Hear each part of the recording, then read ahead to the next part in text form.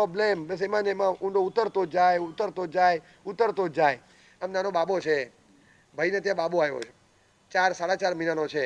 એનો નાનો ભાઈ, નાની દીદી, મોટી દીદી પરણીને સાસરે ગયેલી એ પાછી આવી છે. 4 ભાઈ બહેનો બધા ભેગા થયા છે અને આ નાનકાને બધા વારાફરતી ખોળામાં લઈ લઈને એવો રમાડે. 4 સાડા 4 મહિનાનો ટાબરિયો, બધાને એવો વાલો છે, બધા રમાડ કરે છે. બધાએ કંઈક બહાર જવાનું છે, તૈયાર થઈ ગયા, બની ઠરીને તૈયાર થયા. આને પણ બધું તૈયાર કર્યું અને પછી ખોળામાં રમાડતા હતા. ત્યાં અચાનક નીચેના આપણા પગ એકદમ ભીના ભીના થયા.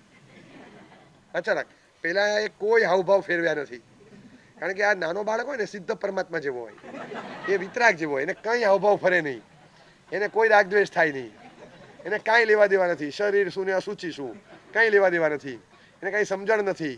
ક્યાં શું કરાય, ક્યાં શું ન કરાય, બસ કશું જ ના કરાય. પણ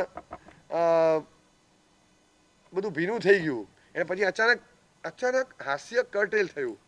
એકદમ હસતા હતા ને all of the sudden curtain પડ્યો, હાસ્ય બંધ થઈ ગયું અને આમ નીચે મૂક્યું. ઓ માય, ભારે ભપકાદાર બધા કપડાં બધું બગડ્યું. તારું તો ભલું થાય. 1 મિનિટમાં ભત્રીજા પર કેટલો ગુસ્સો આવે. અને પછી તરત, ભાભી અને ડાયપર નહોતું પહેરાયું?